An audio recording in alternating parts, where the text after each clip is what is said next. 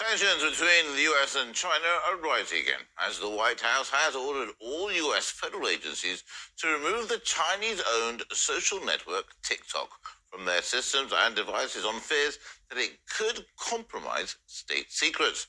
Beijing has lashed out at the measure, calling it an unjustifiable violation of fair business practices. 美国作为世界头号大国 How unsure of itself can the world top superpower like the US be to fear young people's favorite app like that? We firmly oppose those wrong actions. The US government should respect the principles of market economy and fair competition, stop suppressing the companies and provide an open, fair and non-discriminatory environment for foreign companies in the US. The US has ordered federal agencies to fulfill the directive within 30 days. Canada and the EU have also adopted similar restrictions, particularly concerning devices with access to secure networks. Western officials have alleged that Chinese authorities could use the app for espionage operations. The company has adamantly denied those claims.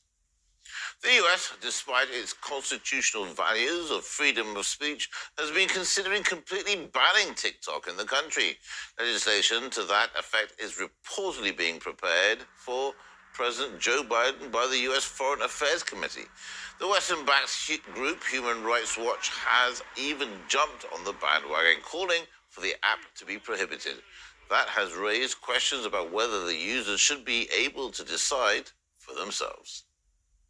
The ban of TikTok on federal devices passed in December without any deliberation, and unfortunately that approach has served as a blueprint for other world governments. These bans are little more than political theater. A ban on TikTok would violate the First Amendment rights of millions of Americans who use the app to express themselves daily.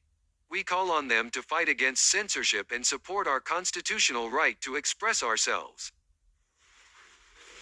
We heard from legal and media analyst Lionel. He says the crackdown has made the app somewhat of a forbidden fruit, and that could actually raise public interest in it. Do people think that TikTok is the only means by which you can get this information? That's number one. Number two, from a practical matter, how would, and let's go a step further. Let's say the ban is going to be across the board. Is that even possible? And I would venture to say, no, because what you're doing is first of all, you're creating this forbidden fruit aspect of it. So as soon as you tell young people in particular, and by the way, good luck telling a Gen Zer that this poses some kind of national security threat. But the moment that you tell them you can't do this, in this rather recalcitrant generation, good luck with that one.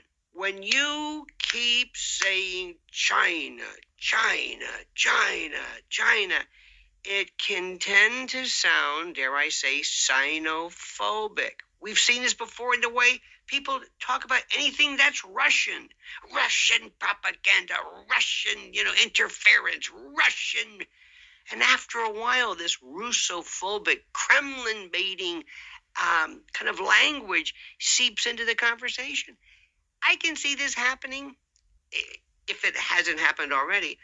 And I'm not saying that criticism is not warranted, but it tends to obfuscate and to confuse the issue when you keep saying this over and over again.